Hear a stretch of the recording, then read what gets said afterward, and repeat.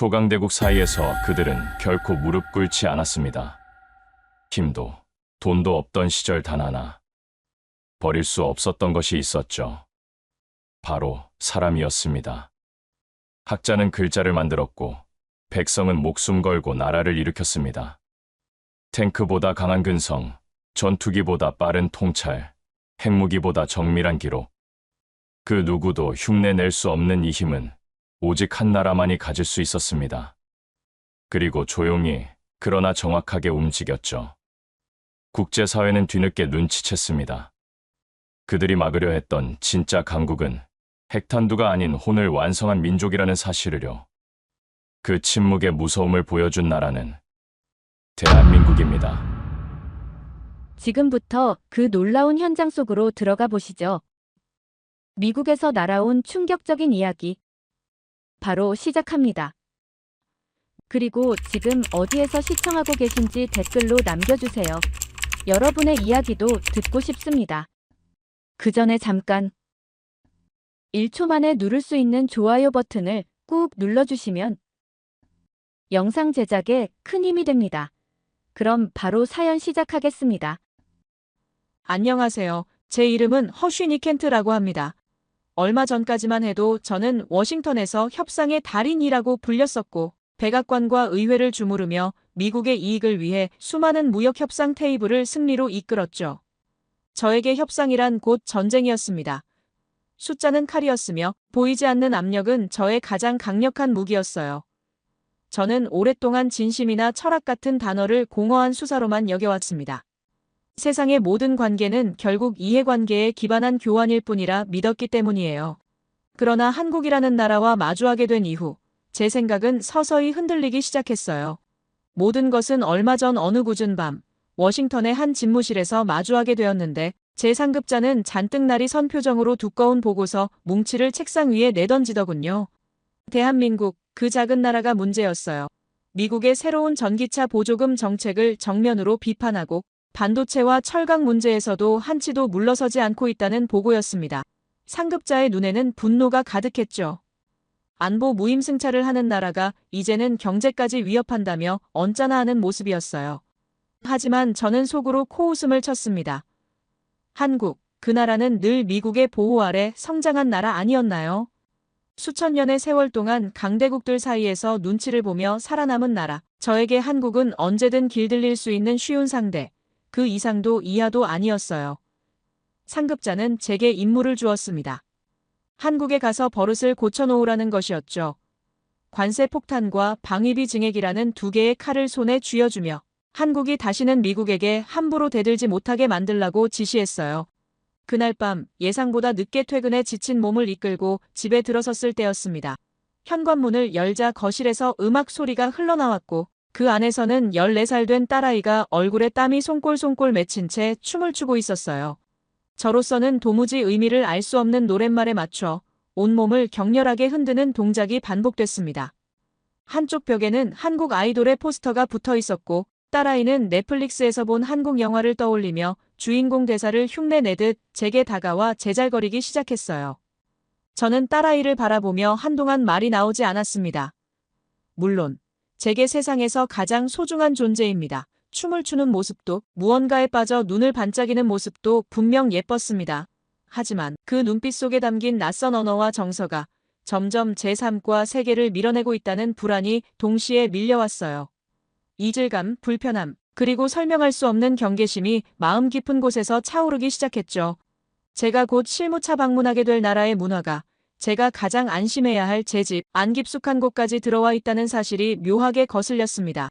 그날 밤 저는 습관처럼 켜놓던 TV를 끄고 서재로 들어가 앉았습니다. 그리고 아마도 처음이었을 겁니다.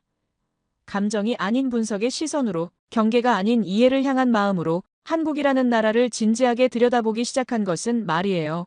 노트북을 켜고 검색을 시작한 저는 깜짝 놀랐습니다. 경제지표, 사회 기반 시설, 전 세계에 깔린 문화 정보망까지 생각했던 것보다 훨씬 더 방대한 정보가 쏟아져 나왔는데 이 정도로 정보가 많다는 것은 그만큼 수많은 사람들이 이 나라에 관심을 쏟고 있다는 뜻이었지만 저는 이내 고개를 저었습니다. 그저 지나가는 유행일 뿐이라고 속이 텅 빈 거품 같은 인기일 뿐이라고 스스로를 납득시켰어요. 다음 날 출국 준비를 위해 사무실에 들렀는데 복도에서 오랜 경쟁자이자 중앙정보국 동아시아 팀장인 데이비드 알렉산더를 마주쳤습니다. 그는 제 어깨를 툭 치며 의미심장한 말을 건넸어요. 한국을 상대로 포커를 치려 하지 말라는 말이었죠. 자신들은 바둑을 두는 사람들이라면서 5,000년의 역사를 돌에 담아 술을 놓는 사람들이니 조심하라는 충고였습니다. 저는 그저 웃어넘겼어요. 역사라니, 캐캐묵은 옛날 이야기가 어떻게 최첨단 무기와 달러가 오가는 현대의 협상 테이블에서 통할 수 있겠어요. 저는 데이비드 알렉산더의 경고를 패배자의 질투 정도로 가볍게 여겼습니다. 일주일 뒤 한국으로 향하는 비행기 안에서 저는 딸아이의 얼굴과 데이비드 알렉산더의 말을 떠올렸지만 이내 떨쳐버렸어요. 이번 일도 제 경력에 또 하나의 화려한 승리를 더해줄 것이라고 믿어 의심치 않았습니다. 그때까지도 저는 몰랐죠. 제가 상대해야 할 것이 단순한 국가가 아니라 수천 년의 세월을 버텨온 강인하고 독자적인 정신 그 자체라는 사실을 말이에요. 서울에 도착한 다음 날, 저는 용산에 위치한 정부청사 회의실에서 한국 측 협상단을 마주했어요. 저는 일부러 약속 시간보다 15분 늦게 나타나 기선을 제압하려 했습니다. 회의실에 들어서는 순간 하지만 저는 오히려 제가 압도당하는 기분을 느껴야만 했죠. 회의장은 제가 상상했던 것보다 훨씬 더 거대하고 질서정연했으며 실내 공기는 어딘가 모르게 묵직했습니다. 한국 측 대표는 국가미래전략연구원의 이용태 수석연구원이라는 사람이었어요. 연구원이라는 직함에 속으로 상대를 얕잡아봤지만 이용태 연구원은 제 지각에 대해 한마디 언급도 없이 온화하지만 흔들림 없는 눈빛으로 저를 맞이했습니다. 저는 준비해온 말을 기계처럼 쏟아냈어요. 미국의 인내심이 바닥났다는 경고와 함께 관세 인상과 방위비, 분담금의 대폭 증액을 받아들이지 않으면 동맹관계에 심각한 균열이 생길 것이라는 협박도 잊지 않았죠. 제 말이 끝나자 회의실에는 잠시 침묵이 흘렀습니다. 저는 속으로 쾌재를 불렀어요. 이 침묵은 분명 공포와 혼란의 증거일 것이라고 생각했거든요. 하지만 이용태 연구원은 예상과 전혀 다른 반응을 보였습니다. 이용태 연구원은 준비된 태블릿 화면을 저에게 보여주며 지난 10년간 한국이 미국산 무기 구매와 주한미군 주둔 비용으로 얼마를 지불했는지 그리고 미국의 국익에 얼마나 기여했는지를 보여주는 수많은 자료들을 차분하게 짚어나갔어요. 목소리에는 감정의 동요가 전혀 없었고 모든 반박은 날카로운 데이터에 근거하고 있었습니다. 저의 가장 강력한 무기인 압박과 위협이 전혀 통하지 않는 벽을 만난 기분이었죠. 치열한 첫날의 협상이 아무런 소득 없이 끝난 후 저는 극심한 피로감을 느끼며 자리에서 일어났어요. 그때 이용태 연구원이 제게 뜻밖의 제안을 했습니다. 니켄트 씨, 오늘 우리의 입장을 이해하기 어려웠을 거라고 하면서 우리나라의 입장을 제대로 이해하려면 먼저 우리나라의 운영체제를 알아야 한다고 말했어요. 수백 년 전에 설계된 우리의 정신적 바탕을 보여드리고 싶다고 했습니다. 저는 거절할 명분을 찾지 못했죠. 다음 날 이용태 연구원이 저를 이끈 곳은 다름 아닌 국립고궁박물관이었어요. 박물관의 수많은 유물들을 지난 이용태 연구위원은 저를 아주 거대한 서가가 있는 방으로 데려갔습니다. 벽면을 가득 채운 수만 권의 책들 앞에서 저는 잠시 숨을 삼켜야 했어요. 조선왕조실록이었습니다. 500년이 넘는 한 왕조의 역사가 단 하루도 빠짐없이 기록된 결과물이었죠. 저는 그 엄청난 규모 앞에서 할 말을 잃었어요. 저는 자존심을 세우기 위해 애써 빈정거렸습니다. 아시아의 역사는 역시 중국이 최고 아닙니까? 그들에 비하면 500년은 그리 긴 시간도 아니지요. 라고 말이에요. 제 말에 이용태 연구위원은 희미하게 미소 지었습니다. 이용태 연구위원은 중국의 어떤 왕조들은 이전 왕조의 역사를 불태우고 자신들의 정당성을 세우려 했지만 조선은 달랐다고 했어요. 조선은 자신들이 무너뜨린 고려 왕조의 역사서를 편찬하며 그들의 성공과 실패를 기록으로 남겼다고 했습니다. 심지어 조선의 사관들은 왕의 면전에서도 붓을 꺾지 않았다는 이야기였어요. 왕이 사냥하다 말에서 떨어지는 부끄러운 모습까지 모두 기록으로 남겼다는 것이었습니다. 이용태 연구위원은 실록을 가리키며 제게 말했죠. 많은 곳에서 역사는 승리자의 도구이지만 우리에게 역사는 미래를 비추는 거울이라고요. 우리는 진실을 지우는 것이 아니라 진실에게서 배운다고 했어요. 이것이 바로 우리와 다른 점이라고 했습니다. 그 말은 제 머리를 망치로 내려치는 듯한 충격을 주었어요. 제가 상대하고 있는 것은 단순한 경제 논리가 아니었습니다. 수천 년의 세월 동안 켜켜이 쌓여온 그 무엇으로도 무너뜨릴 수 없는 단단한 정신의 실체였죠. 그날 밤 호텔로 돌아와 저는 창밖으로 펼쳐진 서울의 화려한 야경을 한참 동안이나 바라보았습니다. 제 안에서 무언가 단단히 잘못되었다는 불안감이 처음으로 고개를 들기 시작했어요. 협상 테이블에서 겪었던 충격과 박물관에서 마주한 역사의 무게는 제 안의 오만함을 뒤흔들어 놓았어요. 하지만 저는 애써 그 모든 것을 부정하려 했습니다. 오래된 기록과 정신론 같은 것은 현실의 국익이 오가는 냉정한 협상 테이블을 뒤집을 수 없는 법이니까요. 저는 그들의 강인한 정신이 어디서 비롯되었는지 알아내기로 했어요. 그 근원을 파고들면 분명 어딘가에 균열이, 감출 수 없는 약점이 존재할 것이라고 믿었습니다. 저는 한국의 현대사를 파고들기 시작했어요. 전쟁의 폐허 속에서 불과 반세기만의 세계적인 경제, 대국으로 성장한 그들의 역사를 좇았습니다. 그 눈부신 성장 뒤에는 분명 무리한 성장의 후유증이나 감추고 싶은 어두운 그림자가 있을 것이라 확신했죠. 호텔방에서 밤을 새워가며 수많은 자료들을 검토했지만 제가 찾던 약점은 보이지 않았어요. 대신 저를 더 깊은 혼란에 빠뜨리는 기록들만이 화면을 가득 채웠습니다. 다음 날 저를 찾아온 이용태 연구원은 제 고뇌를 읽었다는 듯 작은 저장장치 하나를 건넸어요. 니켄트 씨가 정말로 우리나라의 저력을 알고 싶다면 이 안에 담긴 사람들의 이야기를 봐주시기 바란다고 했습니다. 그날 밤 저는 호텔방에서 그가 건넨 영상들을 보기 시작했어요. 제가 기대했던 것은 사회적 갈등이나 분열의 기록이었죠. 하지만 화면에 나타난 것은 흑백 필름 속에 담긴 낯선 풍경이었습니다. 1970년대 구로공단의 빽빽한 공장 전경이었어요. 14살, 15살 남짓 되어 보이는 어린 소녀들이 재봉틀 앞에 줄지어 앉아 쉴 새 없이 페달을 밟고 있었습니다. 한여름의 열기 속에서 선풍기 하나에 의지한 채 하루 14시간이 넘는 고된 노동을 견뎌내는 모습이었죠. 그 시절 공장에서 일했던 어느 공장, 여성 근로자 할머니의 이야기가 화면에 나왔습니다. 한 달 월급 22,000원, 그중 10,000원을 시골의 부모님께 보내고 남은 돈으로 방세와 식비를 해결해야 했다는 담담한 목소리였어요. 점심은 라면 반 개를 쪼개 동료와 나눠 먹었다며 웃음 짓는데 저는 그 웃음의 의미를 이해할 수 없었습니다. 화면은 1963년 서독의 뒤스부르크 공항으로 바뀌었어요. 수백 명의 한국 젊은이들이 도착하는 장면이었습니다. 그들은 조국을 떠나 이역만리 독일로 향한 광부들이었죠. 지하 1000m, 섭씨 40도가 넘는 막장에서 금방이라도 무너질 듯한 갱도의 공포와 싸워야 했어요. 이어서 화면에는 하얀 옷을 입은 젊은 여성들이 보였습니다. 그들은 파독 간호사들이었어요. 독일인들이 기피하는 가장 힘들고 굳은 일을 도맡았지만 그들의 헌신적인 모습은 곧 독일 사회에 큰 감동을 주었다는 기록이었죠. 파독 간호사들은 독일 병원에서 시체를 처리하는 일부터 환자의 대소변을 처리하는 일, 피와 고름으로 범벅된 수건과 의료 장비들을 닦는 일까지 모든 것을 도맡았어요. 거기에 더해 독일 특유의 인종차별도 상상을 초월했다고 했습니다. 하지만 한국인 특유의 끈질긴 정신력이 독일인들을 놀라게 만들었다고 하더군요. 단순히 일을 열심히 하는 것이 아니라 무엇보다 절대 환자를 포기하지 않는 모습을 보여줬다는 거예요. 이런 한국인들의 모습에 감동받은 독일인들도 점차 한국인에 대한 인식이 바뀌기 시작했다고 했습니다.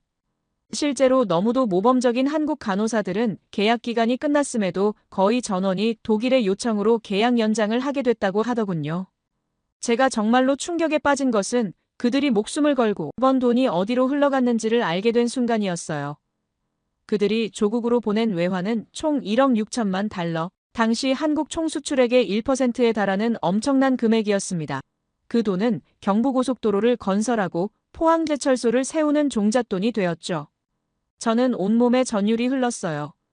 지금 한국의 산업을 떠받치는 거대한 대동맥이 바로 이름 모를 젊은이들의 땀과 눈물로 만들어졌다는 사실 앞에서 저의 이성적인 판단은 완전히 마비되었습니다. 이것은 거래가 아니었어요. 그것은 신념이었습니다. 이용태 연구위원이 말한 한국의 정신이 바로 이 이름 없는 사람들의 희생 속에 살아 숨쉬고 있었죠. 저는 그때 처음으로 두려움을 느꼈습니다. 돈이나 힘으로 무너뜨릴 수 없는, 어떤 것으로도 계산할 수 없는 거대한 힘의 실체를 마주한 기분이었어요. 저는 지난밤의 감정적 혼란을 떨쳐내기 위해 제가 가장 잘 아는 분야로 눈을 돌리기로 했어요. 정신력은 존중하지만 결국 현대 국가의 힘은 기술력에서 나오는 법이니까요. 그리고 그 기술의 정점은 바로 국방과학에 있습니다. 며칠 뒤 저는 이용태 연구원의 안내를 받아 외부에는 알려지지 않은 한 지하시설에 도착했어요. 국가미래전략연구원의 비밀전략회의실이었습니다. 저를 맞이한 사람은 국방기술전략팀의 김승호 팀장이었죠. 김승호 팀장은 저를 거대한 스크린 앞으로 안내했어요. 곧이어 화면에는 한반도의 위성 지도가 나타났고 가상 시뮬레이션이 시작되었습니다. 수백 발의 미사일이 북쪽에서 날아오는 아찔한 상황이었어요. 그때 지상에서 불기둥이 솟구치며 날아오른 천공 미사일이 적의 미사일을 정확히 요격하는 장면이 펼쳐졌습니다. 김승호 팀장은 이것이 한국형 미사일 방어체계의 핵심이며 우리 영토에 단 한 발의 미사일도 떨어지지 않게 막아낼 최후의 방패라고 설명했어요. 화면은 지상전으로 바뀌었습니다. 수십 대의 K2 흑표 전차가 국경선을 따라 방어 진지를 구축하고 있었어요. 전차를 향해 날아오는 대전차 미사일을 스스로 탐지해 공중에서 폭파시키는 능동 방어 시스템이 작동하는 모습은 실로 경이로웠죠. 김승호 팀장은 이 전차는 국경을 넘어 침략하기 위한 창이 아니라 우리 국민을 지키기 위한 절대적인 방패라고 강조했습니다. 마지막으로 하늘에서 KF-21 보람의 전투기가 위용을 드러냈어요. 김승호 팀장은 이 전투기는 정복을 위한 칼이 아니라 우리 하늘을 지키는 메이보라메라고 했습니다. 저는 압도적인 기술력 앞에 할 말을 잃은 채 애써 마지막 자존심을 세우려 질문을 던졌어요. 이 모든 것이 당신들의 궁극적인 힘이겠지요. 하지만 김승호 팀장은 단호하게 고개를 저었습니다. 이것은 하드웨어에 불과하다고 하면서 우리의 진짜 힘은 우리의 정신을 움직이는 소프트웨어에 있다고 말했어요. 김승호 팀장은 스크린에 뜻밖의 임무를 띄웠습니다. 갑옷을 입은 장군이 아닌 부드러운 용포를 입은 학자 군주 세종대왕이었죠. 김승호 팀장은 한국인들이 역사상 가장 위대한 인물로 꼽는 왕은 영토를 넓힌 정복 군주가 아니라 글자를 만든 세종대왕이라고 했어요. 그러면서 저에게 물었습니다. 세상에 어느 나라가 자신들의 글자를 누가, 언제, 어떤 원리로 만들었는지 그 모든 기록을 완벽하게 가지고 있는지 아십니까? 라고 말이죠. 한글은 1446년 10월 9일 백성을 긍휼히 여긴 한 위대한 왕과 학자들에 의해 창제된 지구상 유일한 문자라고 했습니다. 저는 그 말에 대답할 수 없었어요. 김승호 팀장의 목소리에 힘이 실렸습니다. 지식은 소수의 권력자가 독점하는 도구가 아니라 모든 백성이 누려야 할 권리라고 믿었던 왕이라고 하면서 한 나라의 힘은 무지한 백성을 채찍질할 때가 아니라 깨우친 백성과 함께 나아갈 때 나온다고 믿었던 철학이 바로 우리의 소프트웨어라고 했어요. 이 작은 나라가 수천 년 동안 강대국들 사이에서 결코 지지 않고 버텨온 자존심의 근원이라고 했습니다. 김승호 팀장은 계속해서 설명했어요. 한글이 가진 과학적 원리는 전 세계 언어학자들을 놀라게 하는 수준이라고 하더군요. 소리나는 모양을 그대로 문자로 만들었다는 거예요. 예를 들어 기역은 혓뿌리가 목구멍을 막는 모양을 본뜬 것이고 니은은 혀끝이 윈잇몸에 닿는 모양이라고 했습니다. 더 놀라운 건 모음의 원리였는데 하늘과 땅, 사람을 상징하는 점과 선으로 만들어졌다고 했어요. 아는 하늘을 뜻하는 점 하나, 어는 땅을 뜻하는 가로선, 이는 사람을 뜻하는 세로선에서 나왔다는 설명이었습니다. 문자 하나하나에 우주관이 담겨 있다는 말에 저는 깜짝 놀랐어요. 김승호 팀장은 한글의 표현력에 대해서도 이야기했습니다. 한글은 11,000가지가 넘는 발음을 표현할 수 있다고 했는데 중국어가 400개, 일본어가 300개 정도인데 비해 한글은 정말 많은 소리를 낼 수 있다고 하더군요. 그래서 외국어를 한글로 표기해도 원음에 가깝게 쓸 수 있다고 했습니다. 더욱 놀라운 것은 한국의 문맹률이 1% 미만으로 세계에서 유일한 나라라는 사실이었어요. 그 순간 저는 거대한 퍼즐의 마지막 조각이 맞춰지는 듯한 전율을 느꼈습니다. 박물관에서 보았던 진실에 대한 집념, 흑백 필름에서 보았던 공동체를 위한 헌신, 그리고 지금 제 눈앞에 있는 최첨단 기술에까지 그 모든 것을 관통하는 하나의 거대한 철학이 존재하고 있었어요. 그것은 바로 사람이었습니다. KF-21 전투기가 다시 한번 스크린 속 창공을 가르며 날아올랐어요. 제 눈에는 그것이 수천 년을 이어온 한 민족의 꺾이지 않는 정신이 마침내 강철의 날개를 달고 하늘로 솟구치는 모습으로 보였습니다. 김승호 팀장이 보여준 압도적인 기술력의 실체는 저의 오랜 신념 체계를 뿌리부터 흔들어 놓았어요. 제가 그토록 굳게 믿어왔던 힘의 논리, 즉 기술적 우위가 곧 국가의 서열을 결정한다는 공식이 한국이라는 나라 앞에서는 더 이상 통하지 않을 수도 있다는 불안감이 엄습했습니다. 하지만 저의 임무는 아직 끝나지 않았어요. 협상가로서 저는 상대의 마지막 패를 확인하기 전까지 절대 물러설 수 없었습니다. 저는 이용태 연구원에게 마지막 비공식 면담을 요청했어요. 더 이상의 외교적 수사나 기술적 과시가 아닌 한국의 진짜 손내, 그들이 숨기고 있는 마지막 전략이 무엇인지 알고 싶었습니다. 이용태 연구원은 뜻밖의 장소를 제안했죠. 니켄트 씨, 당신은 우리의 기록을 보았고 우리의 헌신을 보았으며 우리의 기술을 보았다고 하면서 하지만 당신은 아직 우리가 왜 그 모든 것을 지키려 하는지 그 이유의 가장 깊은 곳을 보지 못했다고 했어요. 우리의 이유를 이해하려면 우리의 주권이 죽었던 장소에 함께 서주셔야겠다고 했습니다. 다음 날 저는 그를 따라 서울의 서대문 형무소 역사관으로 향했어요. 차가운 석조 건물 앞에 섰을 때 저는 온몸으로 느껴지는 무거운 공기에 숨을 삼켜야 했습니다. 이용태 연구원은 아무 말 없이 저를 이끌고 어두운 복도를 걸었죠. 차가운 감방, 섬뜩한 고문기구들, 그리고 벽면을 가득 채운 흑백 사진 속 젊은 얼굴들. 저는 그들의 눈빛에서 제가 한 번도 느껴보지 못한 종류의 결연한 의지를 보았어요. 죽음조차 두려워하지 않는 신념의 무게였습니다. 한참 동안의 침묵 속에서 전시관을 둘러본 후 우리는 근처의 한 조용한 찻집으로 자리를 옮겼어요. 창밖으로는 평화로운 오후에 햇살이 쏟아지고 있었고 가게 안에는 달콤한 커피 향이 가득했습니다. 하지만 제 마음은 방금 전 보고 온 참혹한 역사의 현장에서 벗어나지 못하고 있었죠. 이용태 연구원은 따뜻한 커피를 한 모금 마신 뒤 품 안에서 작은 서류철 하나를 꺼내 제 앞에 놓았어요. 그가 말했습니다. 조금 전 우리가 본 것은 힘이 없던 우리 민족의 과거라고 하면서 그리고 지금부터 보시게 될 것은 그 과거를 다시는 반복하지 않겠다는 우리 세대의 약속이라고 했어요. 문서의 표지에는 차세대 전략, 억제력 개발 계획서라고 적혀 있었습니다. 저는 떨리는 손으로 서류를 넘겼어요. 고농축 우라늄 확보 현황, 핵탄두 소형화 기술 완성도, 그리고 잠수함 발사, 탄도 미사일의 실전 배치 계획까지 모든 것이 냉철하고 정밀한 데이터로 기록되어 있었습니다. 이것은 단순한 계획서가 아니었어요. 이미 완성 단계에 이른 한국의 독자적인 핵무장 프로그램의 실체였습니다. 저는 물었어요. 이 작은 나라에서 이 모든 것을 어떻게 가능하게 했습니까? 라고 말이죠. 이용태 연구위원은 설명했습니다. 이것은 돈이나 자원으로 이룬 것이 아니라 우리 민족의 응축된 지성과 의지로 가능했던 일이라고 하면서 수십 년 전부터 나라의 운명을 걱정하던 최고의 과학자들과 기술자들이 정부의 비밀 지원 아래 조국을 위한 마지막 보험을 설계하기 시작했다고 했어요. 그들은 부족한 자원을 창의적인 기술력으로 극복했고 세계가 불가능하다고 했던 수많은 기술적 장벽들을 넘어섰다고 했습니다. 이것은 우리 민족의 지적 역량이 총동원된 가장 조용하고 위대한 전쟁이었다고 했죠. 저는 달콤한 커피 향 속에서 느껴지는 역설적인 공포에 몸을 떨었어요. 이 평화로운 찻집의 일상, 저 창밖에 웃고 떠드는 사람들의 평온함이 실은 저토록 무서운 결단 위에 세워져 있다는 사실이 믿기지 않았습니다. 이것은 미국에 대한 명백한 도전이자 기존의 세계 질서를 뒤흔드는 위험한 도박이었어요. 하지만 찻집의 따스한 온기 속에서 커피의 달콤한 향과 함께 서대문 형무소의 차가운 복도에서 보았던 그 결연한 의지를 떠올렸을 때 저는 그들의 선택을 비난할 수 없었습니다.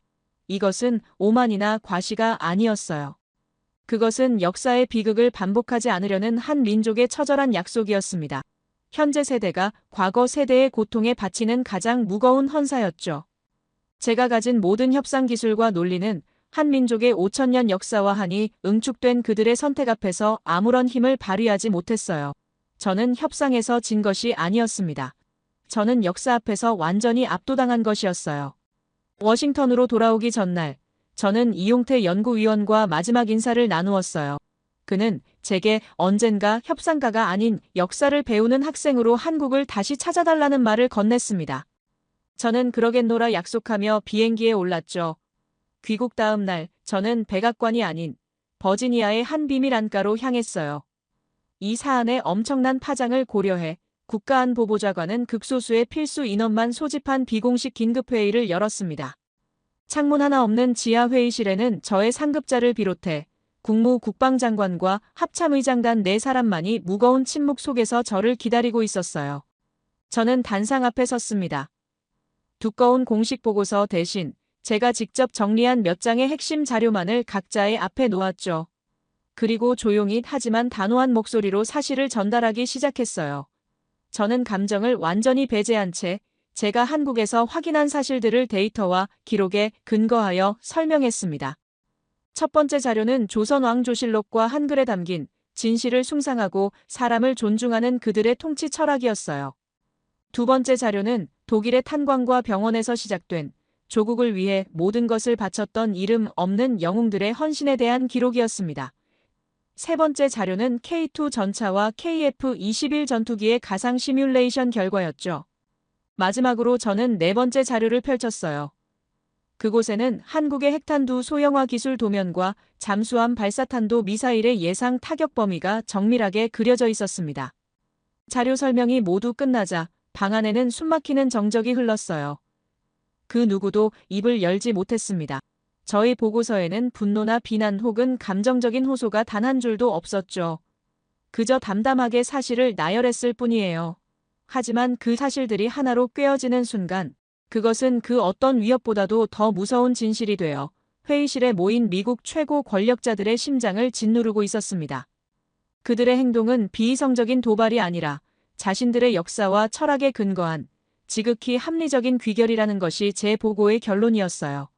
그리고 우리의 어떤 압박도 그들의 역사적 신념을 꺾을 수는 없을 것이라는 점도 명확히 했습니다.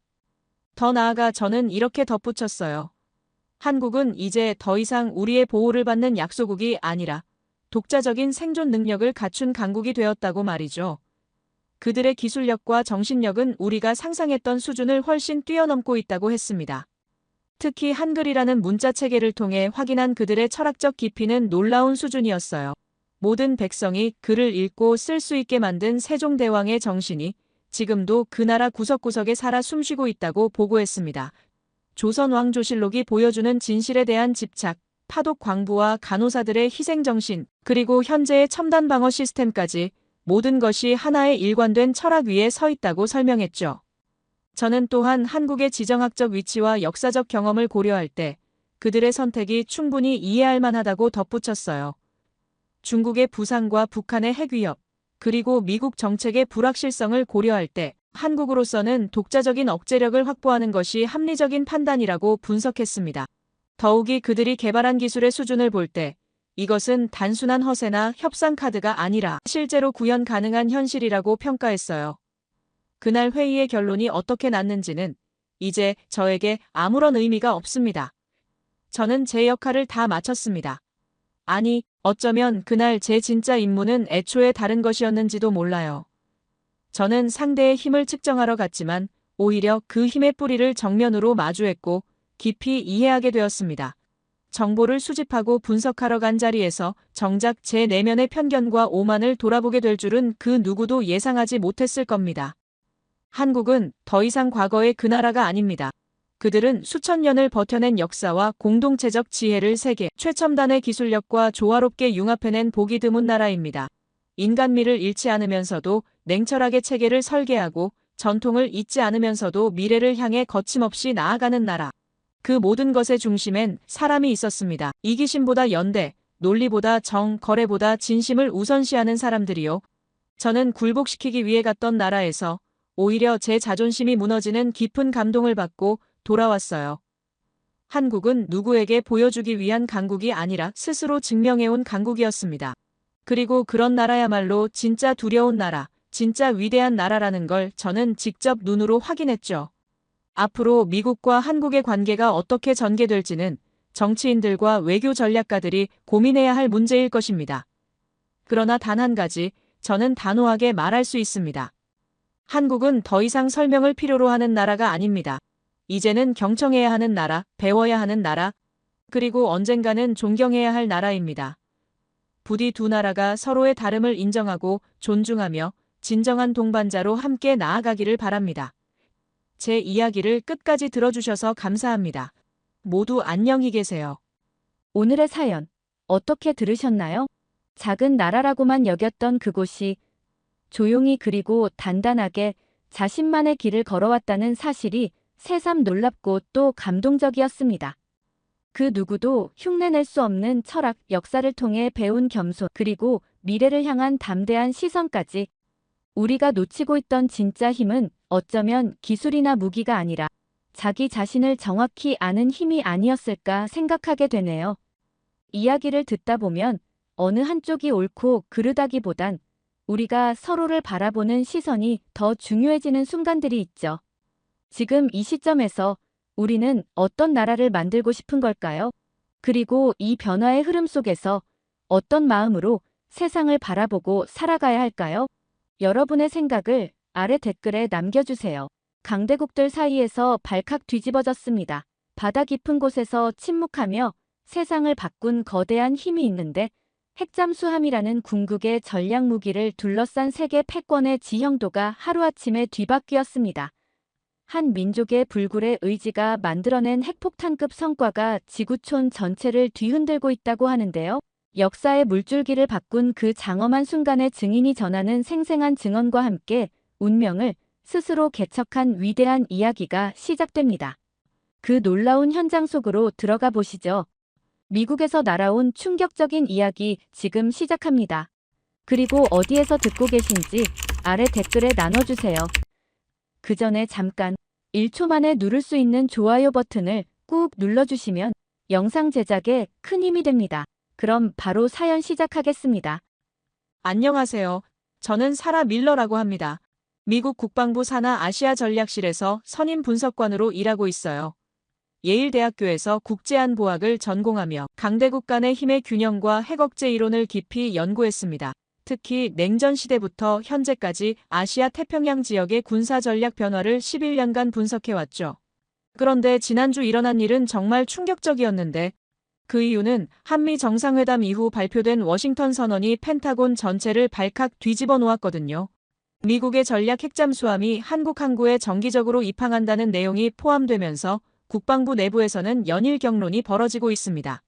고위급 회의실에서 벌어진 논쟁의 강도는 상상을 초월했고 한쪽에서는 한국의 핵잠수함 기술 발전 속도에 대한 경악스러운 보고서들이 쏟아져 나왔으며 다른 한쪽에서는 여전히 한국을 우리의 보호하에 있는 주니어 파트너 정도로 여기는 시각이 팽팽하게 맞섰습니다.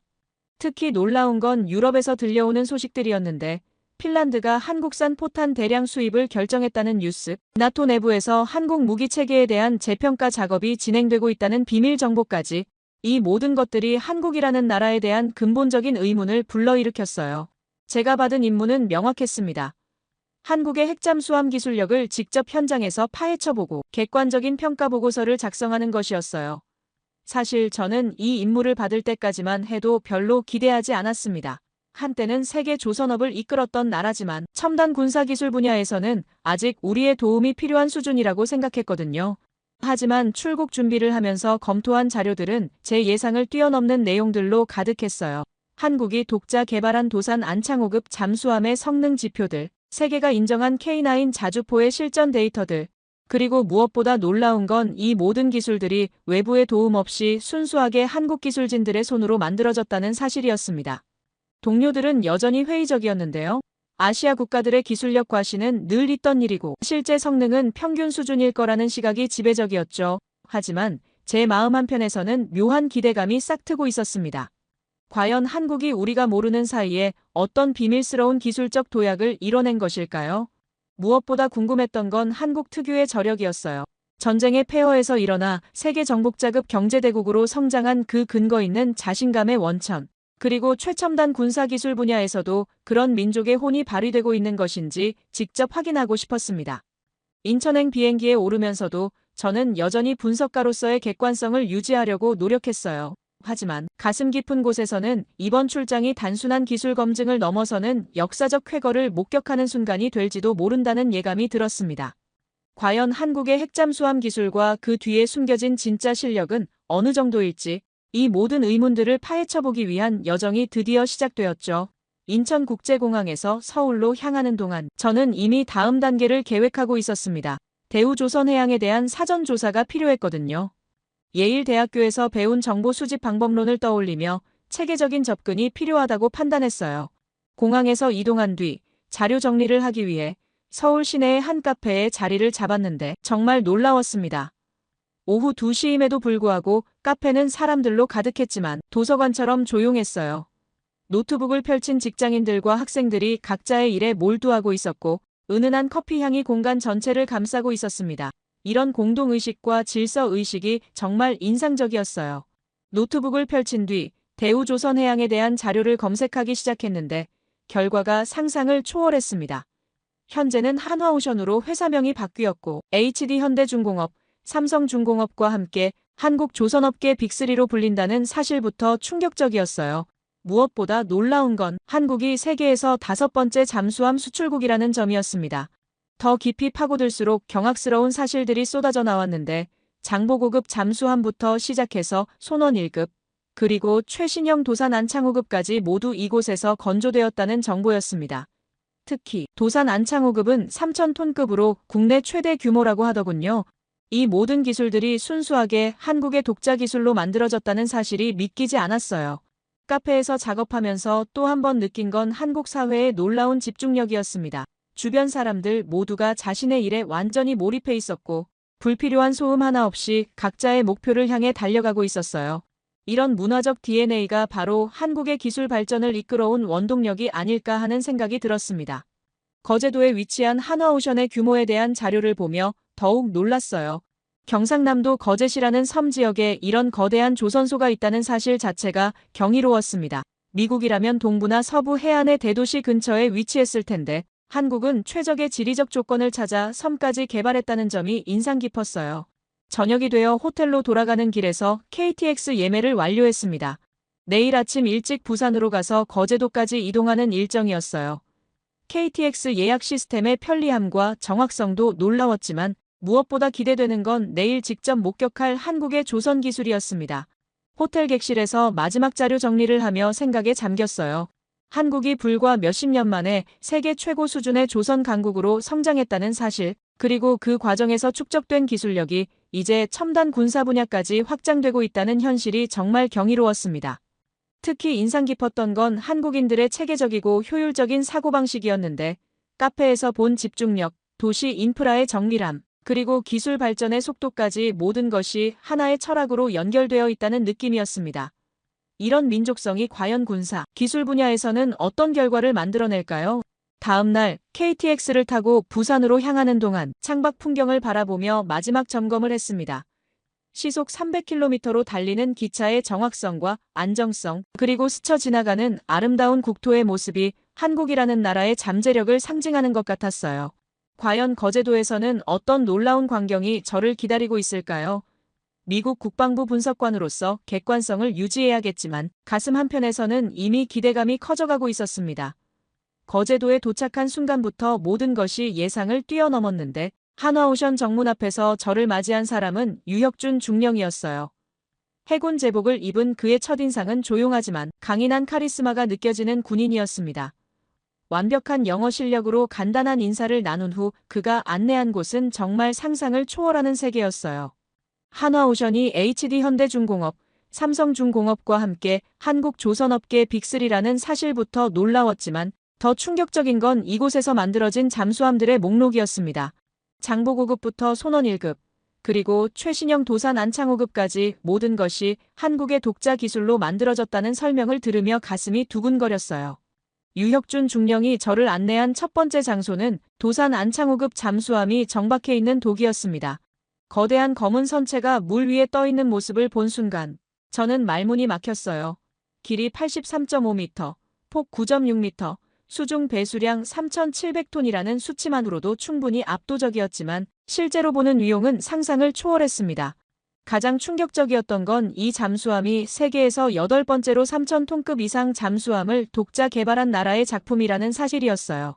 미국, 영국, 프랑스, 일본, 인도, 러시아, 중국에 이어 한국이 8번째라니 제가 아시아 최고라고 생각했던 일본과 중국보다 뒤늦게 시작했지만 이미 그들과 어깨를 나란히 하고 있다는 현실이 믿기지 않았어요. 유혁준 중령의 설명이 계속될수록 경악스러운 사실들이 쏟아져 나왔는데 도산 안창호급은 SLBM 탑재가 가능한 수직 발사체계 6셀을 장착하고 있었고 차기 이봉창급에서는 이것이 10셀로 확장된다고 했어요. 재래식 잠수함에 이런 수준의 VLS를 탑재한 나라는 전 세계적으로도 손에 꼽을 정도라는 설명에 소름이 돋았습니다.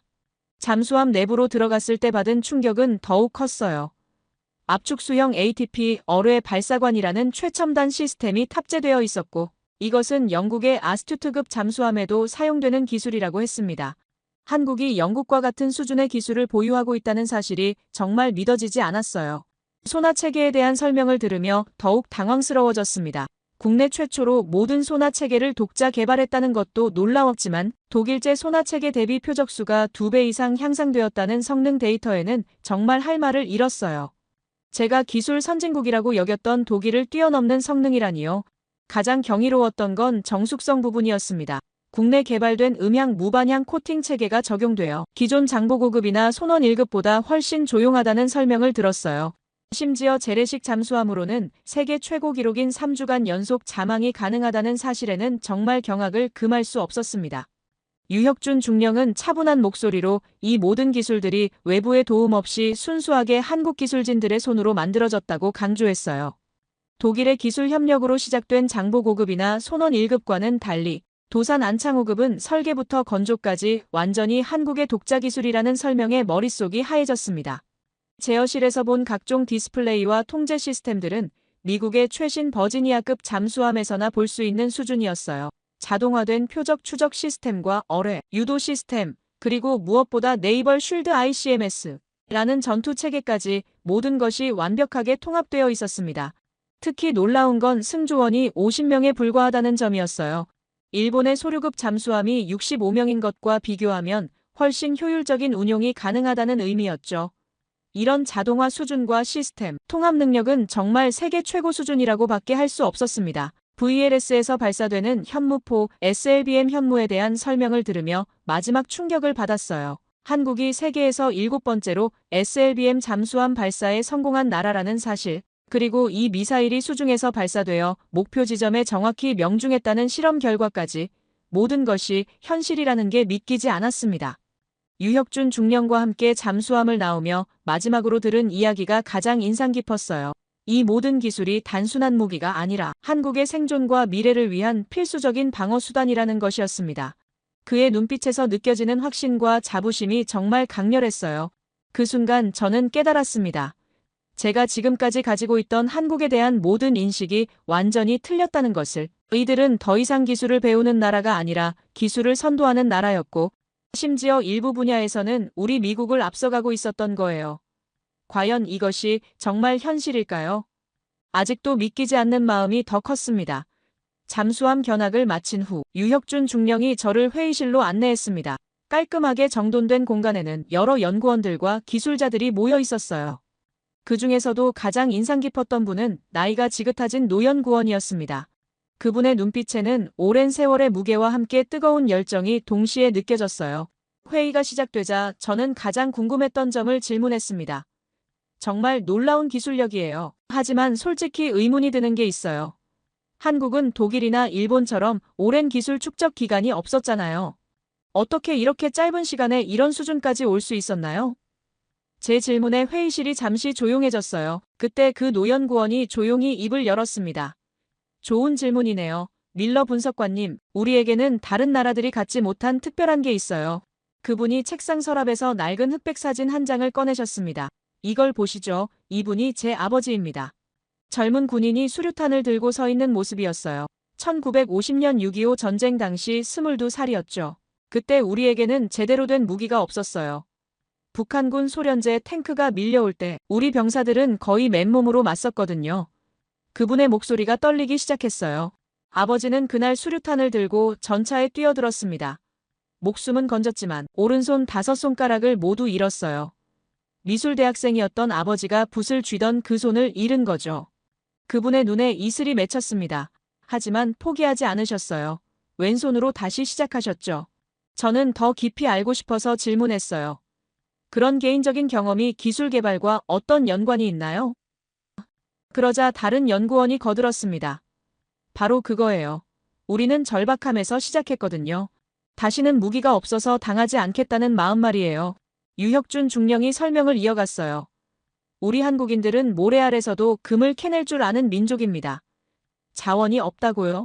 그래서 우리는 머리와 근성으로 세계를 정복했어요. 우리가 곧 자원이거든요.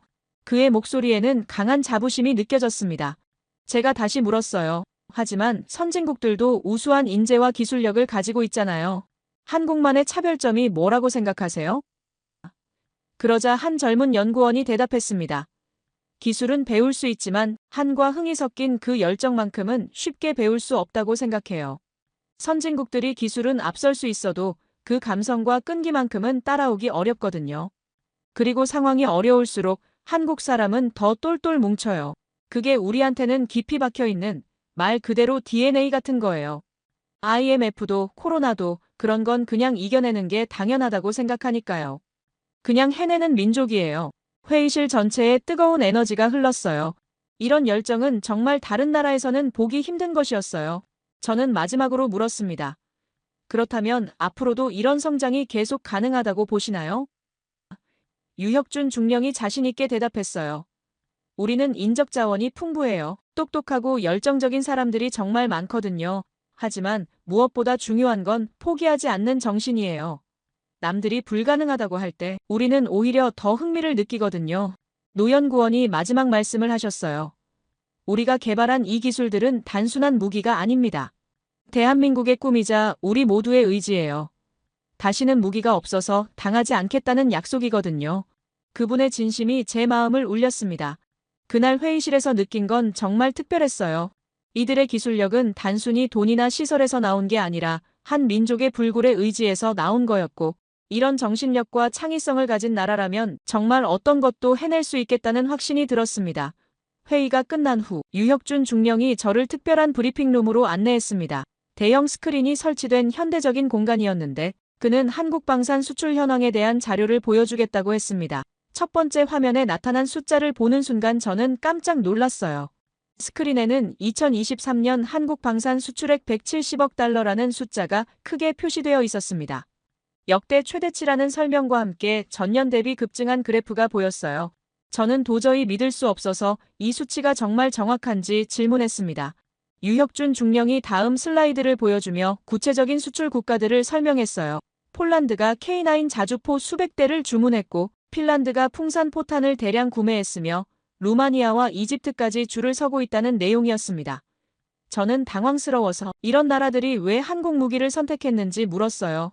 그때 중령이 보여준 자료가 정말 충격적이었습니다. K9 자주포의 실전 성능 데이터였어요. 우크라이나 전쟁에서 러시아군을 상대로 한 실제 전투 결과가 상세히 나와 있었습니다. 명중률과 파괴력이 독일 판처 하우비츠 2000이나 미국 M109A7을 뛰어넘는 수치였거든요. 저는 솔직히 의문을 표했습니다.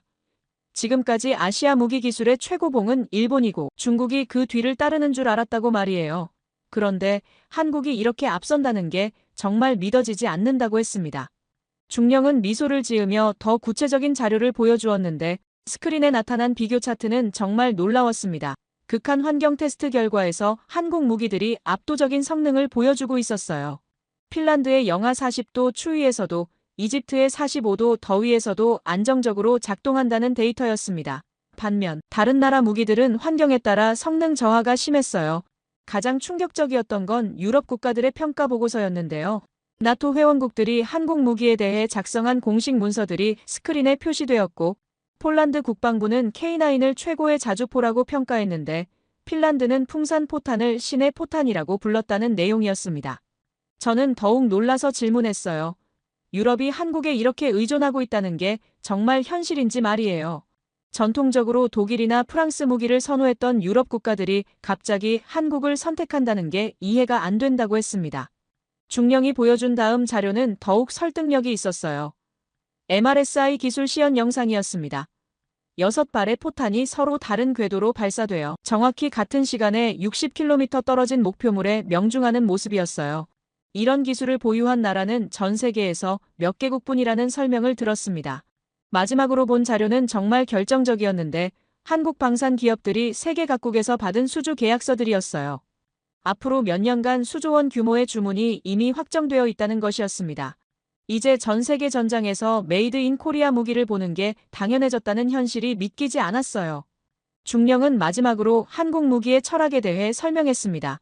단순히 성능만 좋은 게 아니라 실전에서 병사들의 생명을 지킬 수 있는 무기를 만든다는 것이었어요. 그래서 유럽 국가들이 한국을 선택하는 거라고 했습니다. 기술을 넘어선 철학과 정신이 담긴 무기이기 때문이라고 말이에요. 그 순간 저는 완전히 깨달았습니다.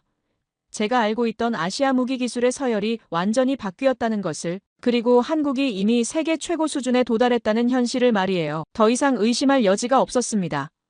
한국에서의 일정을 모두 마치고 인천국제공항으로 향하는 길에서 저는 창밖 풍경을 바라보며 깊은 감회에 잠겼습니다. 불과 며칠 전과는 완전히 다른 사람이 되어 있었어요. 한국에 대한 모든 인식이 바뀌었고 가슴속에는 뜨거운 감동이 가득했습니다. 유혁준 중령이 공항까지 배웅을 나왔어요. 작별 인사를 나누며 그는 미국으로 돌아가서 진실을 전해달라고 부탁했습니다. 한국이 더 이상 보호받는 나라가 아니라 함께 세계를 지켜나가는 동반자라는 사실을 말이에요. 저는 반드시 그렇게 하겠다고 약속했습니다. 10시간 넘는 긴 비행 끝에 워싱턴에 도착했을 때 제 마음은 이미 결정되어 있었어요. 어떤 반발이 있더라도 한국에서 본 진실을 정확히 전달하겠다는 의지로 가득했습니다. 아시아 안보 전략 컨퍼런스에서 발표를 준비하는 동안에도 한국에서의 경험들이 생생하게 떠올랐어요. 컨퍼런스 당일 대형 강당에 들어서자 수백 명의 전문가들과 고위 관료들이 자리를 가득 메우고 있었습니다. 특히 펑샨샨 분석관이 앞자리에 앉아있는 모습이 눈에 들어왔어요. 중국계 미국인인 그는 평소에도 한국을 과소평가하며 중국의 기술력을 자랑하곤 했던 인물이었습니다. 제 발표가 시작되었어요. 한국에서 수집한 자료들을 차례대로 설명하기 시작했습니다. 도산 안창호급 잠수함의 독자 설계 기술, 세계 최고 수준의 소나 시스템, SLBM 발사 성공 데이터, K9 자주포의 압도적인 실전 성과, 그리고 유럽 국가들의 한국 무기에 대한 찬사까지 하나하나 나열했어요. 바로 그때 펑샨샨이 갑자기 손을 들며 끼어들었습니다. 그는 비웃는 표정을 지으며 한국의 기술이 과장되었다고 주장했어요. 중국의 최신 핵잠수함인 진급이나 상급의 성능이 한국보다 훨씬 뛰어나다고 강조했습니다. 중국이야말로 아시아 최고의 해군 기술을 보유하고 있다고 자랑했어요. 펑샨샨은 계속해서 중국의 동풍 미사일과 차세대 구축함들을 언급하며 한국은 여전히 미국의 기술 지원 없이는 제대로 된 군사력을 갖출 수 없다고 단언했습니다. 강당 안에서 웅성거리는 소리가 들렸고 일부 참석자들이 고개를 끄덕이는 모습이 보였어요. 하지만 저는 더 이상 참을 수 없었습니다. 한국에서 직접 보고 느낀 모든 것들이 제 안에서 폭발하듯 터져나왔어요. 핵잠수함은 단지 수단일 뿐이라고 강조했습니다. 한국에는 이미 그걸 운용할 정신이 있고 책임이 있으며 준비가 되어 있다고 말했어요. 미국이 진짜 동맹을 원한다면 그건 전력보다 정신을 보는 일이라고 단언했습니다. 저는 거기서 그걸 받고 한국은 준비되어 있다고 확신했어요. 펑샨샨이 여전히 중국의 우수성을 주장하려 했지만 저는 멈추지 않았습니다. 이건 군사기술의 문제가 아니라고 설명했어요. 왜 싸우는가에 대한 대답의 문제라고 말했습니다. 한국은 핵잠수함이 아니라 의지로 바다를 지키고 있었고 그걸 무시하는 건 정보 부족이 아니라 오만이라고 강조했어요. 한국 해군 기지에 서 있던 나를 잊을 수 없다고 증언했습니다. 그 땅에는 기술을 넘어서 결의가 있었다고 말했어요. 전력을 보여주기 위해서가 아닌 지켜내기 위해 존재하는 나라가 바로 대한민국이라고 선언했습니다. 제 열정적인 발표가 계속되자 강당의 분위기가 완전히 바뀌었어요. 수백 명의 청중들이 숨을 죽이고 제 말에 집중하고 있었고 펑샨샨의 표정은 점점 어두워졌습니다. 좌장이 조용히 입을 열어 제 발표가 매우 설득력 있다고 평가했어요. 마지막으로 저는 가장 중요한 깨달음을 공유했습니다. 우리가 한국을 평가하러 갔다고 생각했지만 사실은 한국이 우리를 평가하고 있었다는 것이라고 말했어요. 이제 미국이 한국의 인정을 받을 차례라고 강조했습니다. 그날 컨퍼런스를 통해 미국의 대한국 정책이 근본적으로 바뀌는 전환점이 마련되었어요. 한국은 더 이상 보호받는 동맹국을 넘어서 함께 세계를 이끌어가는 동반자가 되었습니다. 제가 한국에서 본 것은 기술 성장과 함께 한 민족의 불굴의 정신이었고 그것이 바로 미래를 만들어가는 진정한 힘이었어요. 총과 포탄 너머에 있는 스스로를 지켜내겠다는 강한 의지, 그 안엔 전쟁을 막기 위한 냉철한 이성과 그럼에도 절대 포기하지 않는 뜨거운 심장이 함께 있다고 믿게 되었습니다. 그건 외교로는 설명할 수 없고 전략으로도 다 담을 수 없는 깊은 힘이었어요. 그리고 저는 확신했습니다. 이제 우리가 한국을 선택하는 것이 아니라 한국과 함께 가야만 하는 이유가 분명해졌다고요. 그날 이후로 더 이상 한국은 가능성을 넘어서 기준이 되었습니다. 전장은 물론이고 기술, 산업, 정신력까지 모든 영역에서 스스로를 증명해낸 나라였어요. 위기 앞에서 한 걸음도 물러서지 않고 오히려 그 위기를 발판으로 도약하는 힘이 있다고 믿습니다. 그 힘은 숫자로 계산되지 않고 통계로 설명되지 않지만 분명히 세계를 움직이고 있으며 저는 그걸 한국에서 직접 봤고 이제는 그 이름이 단지 동맹을 넘어서 미래를 함께 만들어갈 중심이라고 믿게 되었어요. 지금까지 제 이야기를 끝까지 들어주셔서 감사합니다. 모두 안녕히 계세요. 오늘의 사연 어떻게 들으셨나요? 참 흥미로운 이야기였던 것 같아요. 한 명의 미국 분석관이 한국에 와서 겪은 변화의 과정이 정말 인상 깊었거든요. 처음에는 전형적인 선진국 시각으로 한국을 바라보던 사람이 점점 마음을 열어가는 모습이 생생하게 그려졌습니다. 특히 기술만 보러 왔다가 사람과 정신을 발견하게 되는 부분이 가슴을 울렸어요. 단순히 성능 좋은 무기가 아니라 그 안에 담긴 한국인들의 절박함과 의지를 이해하게 되는 과정이 정말 감동적이었습니다. 한국의 기술력이 이렇게 발전했다는 사실도 놀라웠지만 그보다 더 중요한 건 그 기술 뒤에 숨어있는 이야기들인 것 같아요. 왜 만들게 되었는지, 누구를 위해 만드는지 그런 근본적인 질문들에 대한 답이 기술보다 더 강력한 힘을 가지고 있다는 걸 느꼈습니다. 앞으로 한국과 미국 그리고 다른 나라들 사이의 관계가 어떻게 변해갈지도 궁금하고요. 이런 개인적인 경험들이 모여서 국가 간의 정책도 바뀌어 나갈 수 있을까요? 여러분의 생각을 아래 댓글에 남겨주세요. 그리고 감동적인 사연을 주변 사람들과 공유하고 함께 이야기 나눠보세요.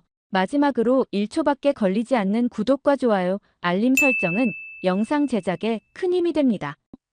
지금까지 감동을 담아 여러분께 진심을 전하는 감동담기였습니다. 오늘 하루도 행복한 하루 보내세요.